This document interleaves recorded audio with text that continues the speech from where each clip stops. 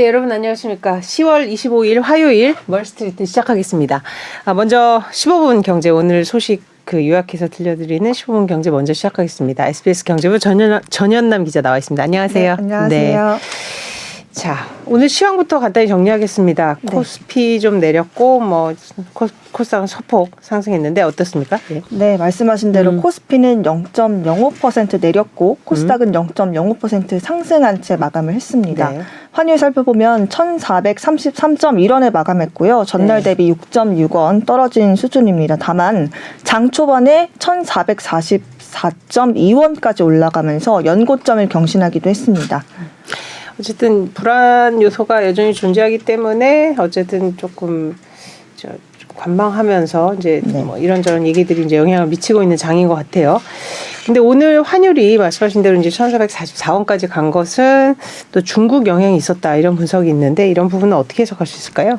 네, 마감은 일단은 6.6원 떨어진 채 마감은 됐지만 어쨌든 연고점을 경신하면서 1,444원을 넘어섰기 때문에 이 중국의 영향이 없다고 볼 수는 없을 것 같은데요. 아무래도 중국 위안화 약세 때문에 원화 가치도 같이 떨어지면서 환율이 급등한 것으로 보입니다. 장 초반에요. 네, 요새 위안화 원화가 이제 동반적으로 움직이고 있죠. 예. 네, 달러당 7.3위안 넘겼는데요. 이게 2007년 이후에 거의 최고 가치로 따지면 가장 낮은 수준인 셈입니다. 아무래도 중국에서 시진핑 3기가 출범하고 거의 시진핑 1인 천하시대라고 불러도 될 정도의 시대가 열렸다고 시장에서 지금 보고 있잖아요. 네. 그 향후 5년 동안 중국을 이끌 지도부가 구성됐는데 이제 시진핑 경제정책에 어떠한 이 균형추 역할을 했던 리커창 총리가 떠나고 또 시진핑 측근들로 전원 채워졌고요. 그러다 보니까 이 민간 분야 성장을 저해할 어떠한 정치가 이루어져도 이를 저지할 수 있는 요건 형성이 안 되는 데다가 또 여기 지도부에 경제 전문가가 없다는 점이 이 금융시장의 불안을 초래한 것으로 보입니다. 그래서 전날 홍콩의 항생지수가 6.36%나 떨어졌고 또 중국의 상하이 종합지수가 2% 넘게 급락하기도 했습니다. 자, 그리고 또 미국 뉴욕 증시에 상장된 중국 기업 시가총액이 하루 만에 100조 원 넘게 증발하는 일도 있었습니다. 이게 시진핑 리스크로 인한 중국으로부터 도망간다 이렇게 표현을 해서 차이나런이라고 표현을 하는데 지금 이런 현상이 계속 벌어질 거라는 게 외신들의 분석인데요. 그러니까 보니까 이제 시진핑 리스크 이게 사실 예고된 일이었기 때문에 익히 알 수 있었는데 일단은 이제 벌어지고 나면은 그 충격을 더 크게 좀 해석하는 경향이 있는 것 같은데 어쨌든 시진핑 3기가 출범을 하면서 전 세계가 우려하고 있는 미중 무역 갈등 이런 부분도 더해지면 더했지 해소될 것으로 보기 어렵고 지금 말씀하신 대로 뭐 경제 전문가가 좀 금융의 시장에 추를 역할을 해줄 그런 부분이 좀 공백이 있다는 거에 대한 우려도 작용한 것 같습니다. 시장에 시진핑 3기 출범이 어떤 영향을 중장기적으로 미칠지는 조금 더 지켜봐야 될 것 같고요. 자, 최근에 이제 기업 뉴스 중에 이제 가장 많이 오르내리는 게 SPC 문제예요. 지금 지난 15일이었죠. 열흘 전에 이제 평택에 있는 파리바게뜨 그 계열사 SPL이라는 제빵공장에서 20대 여성 노동자가 숨지는 안타까운 사고가 발생을 했는데 또 이제 주말 사이에 또 다른 계열사에서 이제 절단 사고가 발생하는. 자, 그렇게 본다면 이거 너무나 빈번한 거 아닌가. 그동안은 사실은 계속 이렇게 벌어져도 몰랐는데 이 20대 노동자의 끼임 사고 이후에 이게 이렇게 카운트 되는 거냐 이런 의문이 들 것 같아요. 실제로 어떤가요? 실제로 그 매년 100건 이상 발생하는 것으로 조사가 됐습니다. 거의 1년으로 치면은 3, 4일에 한 번 꼴이잖아요. 그래서 이 사망 사고가 벌어진 뒤에 8일 만에 또 한 번 손가락 절단 사고, 손가락 끼임 사고가 벌어진 게 이 SPC 계열사에서는 이상한 일이 아니라는 의미입니다. 지금 보시면 산재 현황을 표로 그래프로 전적했는데 지금 2020년 9월 기준인데도 이제 거의 전년도와 비슷한 그런 패턴을 보이고 있어요. 사실 뭐 이런 사고라는 게 일어날 수는 있긴 한데 사실 중대재해법 적용이라든지 이런 걸로 미연에 막고자 하는 이런 사회적 분위기가 커지고 있는데도 비슷한 규모로 난다는 거는 조금 경각심이 적은 거 아니냐, 낮은 거 아니냐 이런 의문이 있을 수 있어요.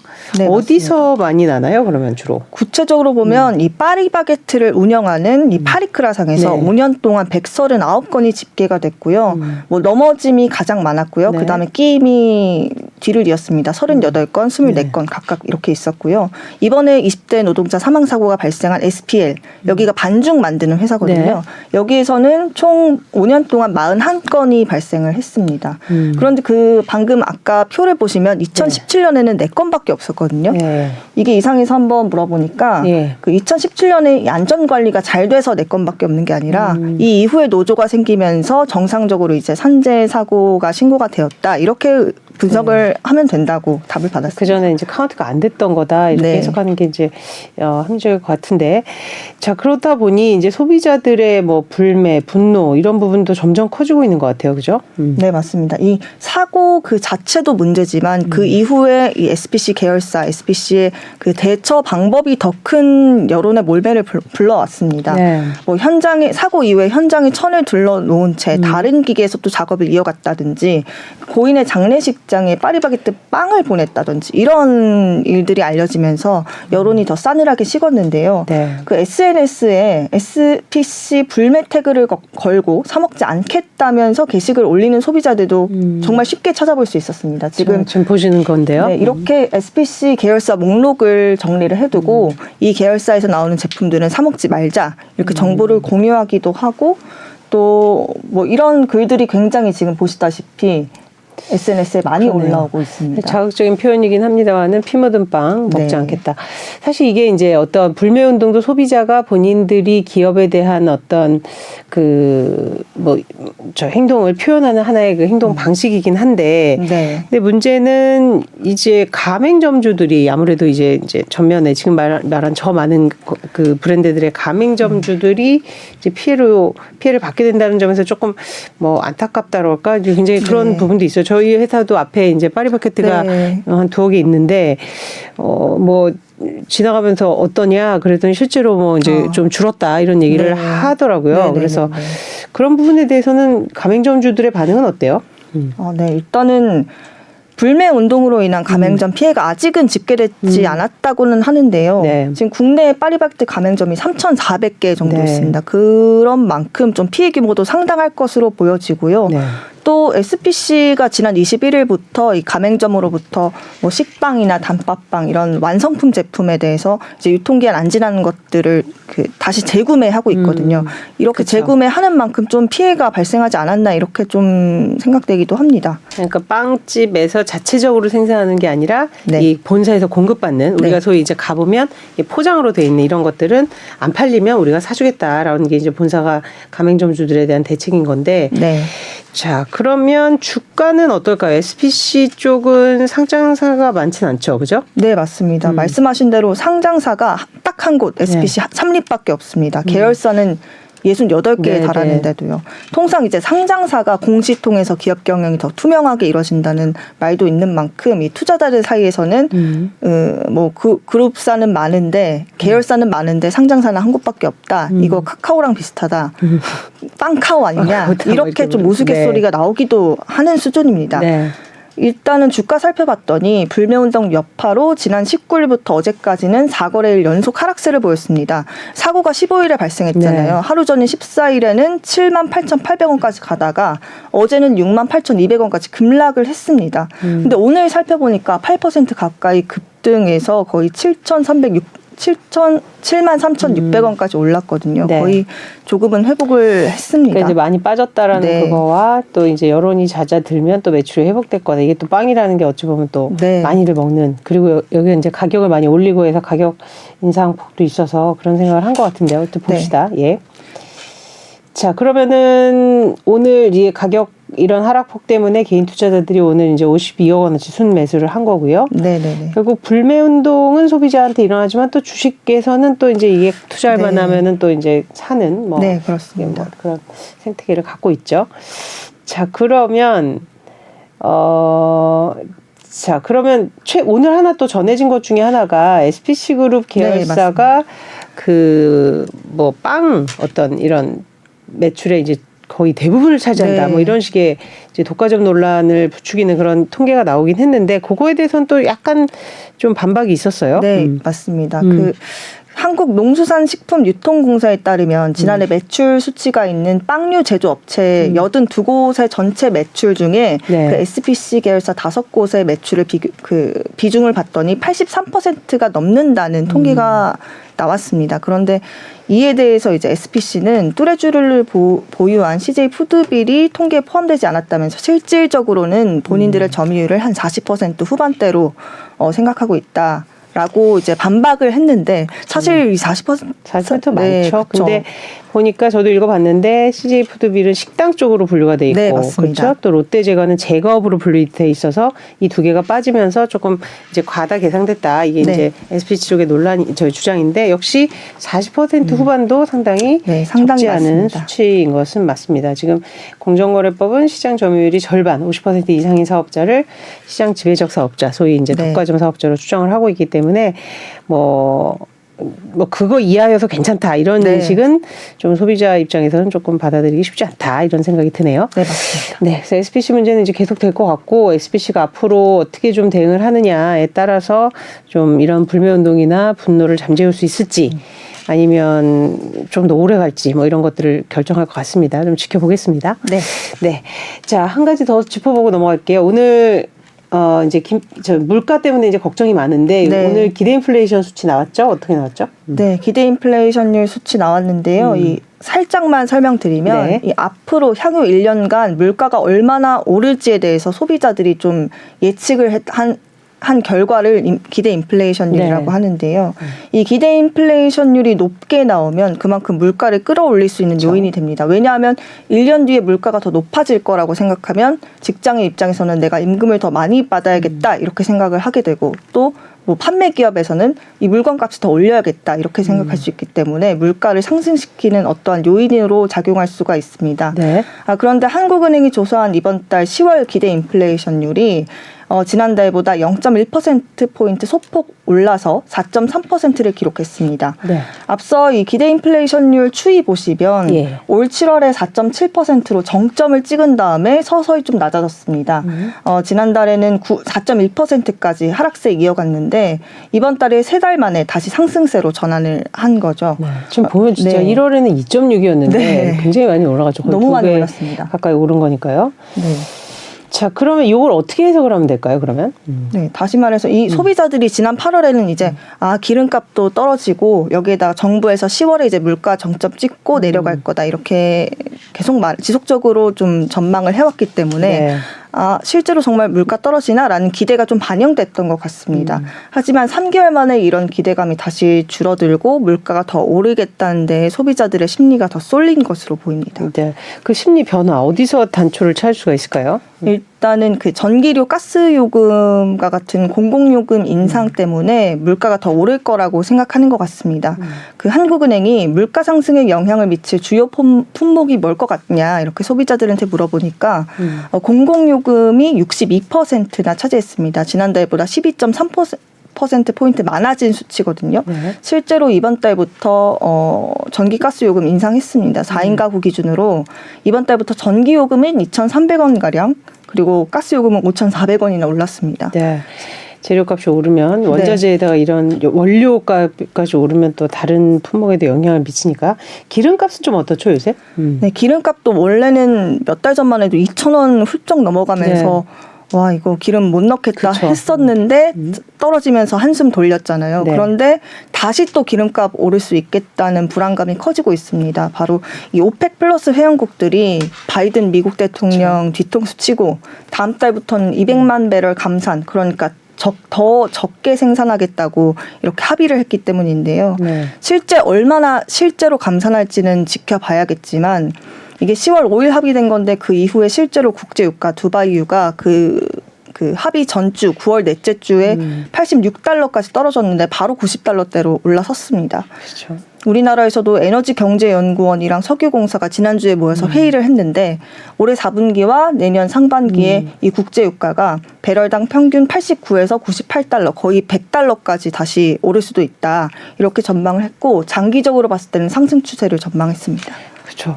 이제 오펙 회원국들 입장에서는 기름으로 팔아서 이제 네. 먹고 살다 보니까 이제 감산, 물량 조정을 통해서 가격을 좀, 왜냐면 요새 이제 경기 침체 분위기 속에서 이제 기름값이 좀 하향을 하다 네, 보니까 네. 그런 부분 때문에 이런 결정을 한 것 같은데 이것도 좀 더 동향을 지켜봐야 되겠습니다. 네네. 한국은행이 지난번에 이제 빅스텝 빅스텝 밟고 금리 크게 올렸는데 이것도 지금 이번 기대 인플레에 반영이 된 건가요? 네, 이번 소비자 동향 조사가 7일부터 17일까지 진행이 됐거든요. 네네. 근데 한국은행이 빅스텝 밟은 건 12일입니다. 그러니까 소비자들이 이 빅스텝 결과를 알았음에도 물가 더 오르겠다 이렇게 전망을 한 겁니다. 그래서 조금 더 심각하다 이렇게 분석이 나오고 있고요. 또 실제로 지난 1년간 소비자 물가가 얼마나 오른 것 같은지 이 기대 인플레이션은 미래 1년이라면 이 지금 말씀드리는 물가 인식 수치는 지난 1년간에 말하는데요. 이 수치가 5.2%를 기록하면서 역대 최고 수준을 기록했습니다. 네. 한국은행이 이제 우리 한국은행뿐만 아니라 네. 전 세계 중앙은행들이 이제 심리, 그러니까 인플레 심리를 잡고자 노력하는 이유가 그만큼 인플레는 그 심리 아까 앞서서 이제 전현영 기자도 말했지만 더 오를 것 같으면 임금에 대한 인상 요구도 크고 또 더 선제적으로 이제 물건값을 올리려는 그리고 그것이 이제 정당화되는 그런 분위기가 형성이 되면서 인플레를 더 자극하기 때문에 이 심리가 이렇게 중요한 이슈가 된 것 같습니다. 자, 그럼 이번 조사에서 좀 내려간 건 있나요? 부동산이 그런가요? 네, 아무래도 부동산 빙하기인 만큼 소비자들도 이 다른 건 다 올라도 집값은 떨어지겠다 이렇게 네. 전망을 했는데 이 주택가격 전망 지수를 보면 지난달보다 3포인트 떨어져서 64를 네. 기록했습니다. 이게 6개월 연속 하락이고 역대 최저 기록을 2달 연속 경신한 수준입니다. 굉장히 심각한데 네. 실제로 이번 달 10월 서울 아파트 매매 거래 건수가 100건도 못 미쳐서 네. 역대 최소 기록을 경신할 가능성도 점쳐지고 있습니다. 네. 그러니까 정 기자가 심각하다고 한 것은 뭐 올라야 된다 그런 뜻이 아니라 네, 그럼요. 그렇죠. 네. 이제 거래가 워낙 지금 침체돼 있다 보니까 네. 그 뭔가 이렇게 정상적인 그런 시세가 형성되지 네. 않아서 조금 뭐 사는 사람, 파는 사람 또는 이제 영끌족 뭐 이런 네. 분들한테는 조금 더 지금 불안한 장세가 네, 맞습니다. 이어지고 있다 네. 이런 이제 해석이 가능할 것 같습니다. 자, 그러면 이제 마지막으로 정부는 10월에 이제 물가가 정점을 찍고 좀 뭐 낮춰질 거다 이런 생각을 네. 했는데 이 부분은 조금 불신이 커질 수밖에 없을 것 같아요. 네, 왜냐하면 이제 세 달 그 지난 8월부터 좀 떨어지기 시작해서 정말 10월에 물가가 좀 잡히겠다 네. 했지만 10월 이후로 잡히겠다 이런 기대감도 있었지만 이번 기대 인플레가 좀 소폭 상승한 것으로 나오면서 좀 불신, 10월 물가 정점론에 대한 불신이 좀 커지는 모양새인데요. 네. 아무래도 그 미국 중앙은행이 물가 잡는다고 금리 0.75%포인트씩 올리고 이 강경 대응에 환율이 치솟고 수입 물가도 3개월 만에 다시 상승 전환하면서 좀 물가 고공행진이 더 이어질 것 같다는 시장 분석이 나오고 있습니다. 그 한국은행도 여러 요인, 대외적 요인의 변동성이 크기 때문에 앞으로 상황을 일단 더 지켜봐야 될 것 같다. 이렇게 좀 말을 했습니다. 네. 관심은 이제 마지막 네. 기준금리 결정하는 금통이 다음 달 24일에 이제 한 번 남아 있는데 자, 이게 이제 계속되면 또 빅스텝을 밟을지 네. 뭐 이런 부분에 대한 우리 이제 금리로 인한 이자 부담이 워낙 크기 때문에 이것도 이제 관심사인 것 같습니다. 역시 금리 물가 예측은 참 어려운 것 같아요. 네, 그죠? 맞습니다. 우리 원자재 다 저기 했다 그러는데 갑자기 감산 이슈가 네. 들어오고 뭐 이러다 보니까 환율도 있고 그래서 어쨌든 단기간 예측은 어렵지만은 어쨌든 지금 이 심리로 볼 때는 인플레에 대한 그 우려가 아직까지는 좀 지속되고 있는 것 같아서 걱정이 되는 대목입니다. 좀 더 지켜보겠습니다. 오늘 네. 전우영 기자 수고했습니다. 네. 감사합니다. 네, 지금까지 15분 경제 살펴봤고요. 저희는 한 10분 후에 오늘 김광석 교수님 모시고 지금 돌아가고 있는 세계 경제 상황하고 어떻게 좀 짚어봐야 될지 자세히 들어보도록 하겠습니다. 먼저 오늘 SBS 경제 뉴스들 들어보시고 조금 이따가 뵙겠습니다. 소비자들의 물가 전망에 해당하는 기대 인플레이션율이 석 달 만에 다시 상승했습니다. 한국은행이 발표한 10월 소비자 동향조사 결과에 따르면 기대 인플레이션율은 지난달 4.2%보다 0.1%포인트 높은 4.3%로 집계됐습니다. 한국은행은 소비자 물가 상승률이 높고 전기와 가스 등 공공요금이 인상됐으며 미국 금리와 환율 상승 등 대외 요인도 심리적인 영향을 줘서 기대 인플레가 올랐다고 분석했습니다. 레고랜드 사태에서 촉발된 채권 시장의 불안을 잠재우기 위해 정부가 본격적으로 자금을 풀기 시작했습니다. 시행 첫날 급한 불을 끈 것처럼 보이지만 불씨는 여전히 남아있어서 안심할 수 없다는 게 금융계 시각입니다. 임태우 기자입니다. 정부가 자금 시장에 50조 원 이상을 풀겠다고 한 첫날 출근길 대통령이 먼저 나섰습니다. 중소기업의 자금난을 해소하는데 큰 도움이 될 것이라고 판단해서 신속하게 오늘부터 집행에 들어갈 것입니다. 시장은 일단 안도했습니다. 국채와 우량회사채 모두 금리 상승세가 꺾였고 부도설이 나돌았던 건설과 증권업종 주식은 많게는 6%까지 올랐습니다. 하지만 완전히 위기를 넘긴 건 아니라는 시각이 많습니다. 제2금융권을 중심으로 부동산 개발 사업 대출이 112조 원 쌓여 있어서 이번 일로 언제든 위험해질 수 있다는 경고가 울렸다는 겁니다. 국내 최대 재건축인 서울 둔촌 주공 사태가 대표적입니다. 사업비 8,200억 원을 빌려줄 금융회사를 찾지 못해서 시공사들이 직접 자금 마련에 나섰습니다. 사업성을 가지고 이거를 상환할 수 있는 정도 수익을 낼 수 있느냐의 문제고, 지금 건설업황 나빠진 거 이제 시작 단계인데, 롯데건설이 아마 도급순위로 치면 10위권인데 그 이하 건설사는 다 위험하다고. 또 한국은행이 물가를 잡겠다며 돈줄을 죄는 상황에서 정부가 대규모 자금을 푸는 것도 쉽지 않아서 자금 시장에서 긴장 상황은 한동안 이어질 전망입니다. SBS 임태우입니다. 데이터 센터 화재로 발생한 카카오 서비스 목통 사태에 대해 최태원 SK그룹 회장과 카카오 네이버 창업자들이 국회 국정감사에 출석해 고개를 숙였습니다. 피해 보상에 대해선 3사가 협의할 가능성이 열렸습니다. 정성진 기자입니다. 어제 저녁 뒤늦게 국회 국정감사 증인으로 출석한 SK그룹 최태원 회장은 앞서 출석한 카카오 네이버 창업자와 마찬가지로 대국민 사과로 시작했습니다. 국민 여러분께 송구하다는 말씀 먼저 드립니다. 피해를 보신 많은 사용자 여러분 그리고 다른 저희 고객사 여러분께 죄송하다는 말씀. 여야는 먹통 사태의 1차적 책임이 SK에 있는 만큼 선제적인 피해 보상에 나설 것을 주문했습니다. 카카오와 핑퐁하지 말고 함께 조속하고도 적절한 피해 보상에 나서야 한다고 보는데 어떻게 생각합니까? 네, 고객사의 요청이 있으면 바로 시행토록 하겠습니다. 카카오에겐 무료 서비스를 포함해 금전적인 보상 등 적극적인 보상이 필요하다는 지적이 쏟아졌습니다. 피해 보상은 사실 피해 접수 사례가 좀 완료가 돼야 그 뒤에 좀 그러니까 성급하게 하신 겁니다. 카카오 택시기사한테 7,550원, 대리기사한테 4,260원 이렇게 얘기를 했습니다. 하루 종일 먹통이었는데 1시간에 최저 시급도 안 되는데. 국감 내내 카카오가 기본은 지키지 않고 몸집 키우기에만 급급했다는 지적이 쏟아졌고, 김범수 센터장은 결국 문어발 확장 등에 대해 전면 재검토를 하겠다고 밝혔습니다. 화재 발생 이후 SKCNC가 전원 차단을 통보했는지를 두고 엇갈린 답변이 나와 논란이 커졌습니다. 네이버한테는 전화로 통보해 줬나요? 예, 그 전화로 통보한 거로 알고 있습니다. 제가 보고받기로는 사전 고지는 받지 않은 것으로.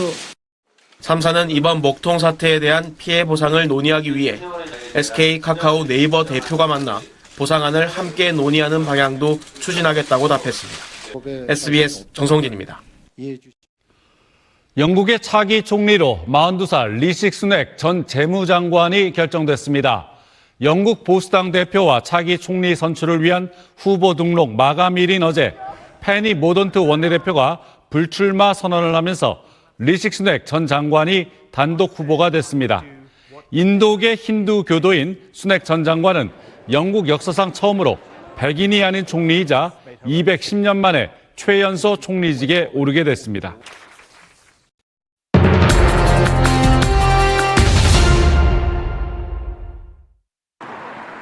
이번 주부터 수도권에서 심야 택시 호출료 인상이 시작됩니다. 정부가 이달 초 발표한 심야 택시난 완화 대책에 따라 가장 먼저 심야 탄력 호출료를 적용하는 곳은 반반 택시와 팀원이 온다로 이번 주 내로 심야 호출료를 올릴 예정입니다. 다음 달부터는 사용자가 가장 많은 카카오티와 타다가 인상된 호출료를 적용합니다. 이에 따라 수도권에서 밤 10시부터 새벽 3시 사이 택시를 잡을 때 호출료가 최대 5,000원이 붙게 됩니다. 호출료는 수요가 많은 시간대 지역일수록 높아지며 탄력적으로 조정됩니다. 이르면 내년 상반기부터 아파트 관리비 내역을 의무적으로 공개해야 하는 대상이 100세대 이상에서 50세대 이상으로 확대됩니다. 국토교통부는 서민들의 관리비 부담을 줄이고 횡령 등 회계 비리를 예방하기 위해 관리비 사각지대 해소 및 투명화를 위한 개선 방안을 발표했습니다. 50세대 이상에서 150세대 미만 아파트에 관리비 회계장부 작성과 보관, 공개 의무를 새로 부과하는 내용도 포함됐습니다. 지난해 전 국민이 아파트 관리비로 지출한 비용은 23조로 가구당 월 평균 18만 원꼴입니다. 정부가 1기 신도시 재정비를 위한 일종의 시범단지인 선도지구를 일산과 분당, 중동, 평촌, 삼본 등 5개 신도시별로 한 곳 이상 빠짐없이 지정하기로 했습니다. 원희룡 국토교통부 장관은 1기 신도시 지방자치단체장들과 간담회를 열어 선도지구를 5개 신도시별로 최소 한 곳 이상 지정하되 지역 여건을 잘 아는 지자체가 주민 의견을 수렴해 직접 선정하기로 했습니다. 국토부는 2023년 2월 발의할 예정인 1기 신도시 재정비 특별법에 선도지구 지정 근거와 가이드라인을 담을 예정입니다. SBS 송욱입니다.